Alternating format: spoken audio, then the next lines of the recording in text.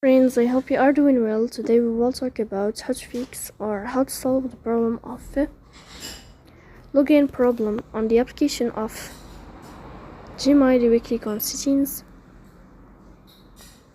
Here we click on apps, default apps, app settings.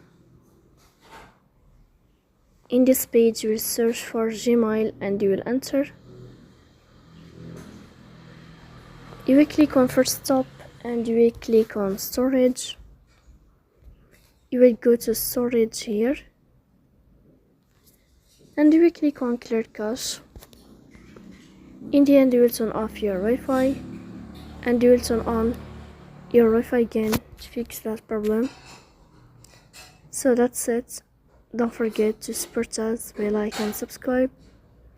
See you next time in another video, and thank you for your watching and your attention.